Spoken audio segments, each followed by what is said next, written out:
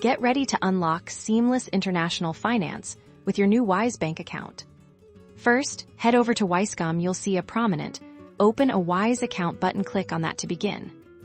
Next, you'll need to choose if this is for personal use or for your business. For this tutorial, we'll select Personal, then enter your email address and choose a secure password. Confirm your password and click Continue. Wise will send a verification email to your inbox. Open it up and click the verification link. This confirms your email address and moves you to the next stage. Now you have a choice. You can get a Wise debit card later or start sending money right away. Let's jump in and start sending money.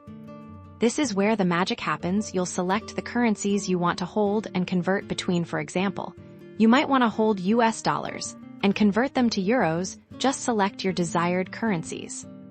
To fully activate your account and start receiving payments, you'll need to complete a quick identity verification. This usually involves uploading a clear photo of a government-issued ID, like your passport or driver's license. Follow the on-screen prompts carefully. Once your verification is approved, congratulations! Your Wise account is set up. You'll see your dashboard where you can easily manage your balances, receive payments in multiple currencies, and send money globally with incredibly low fees. Start your global financial journey today with Wise.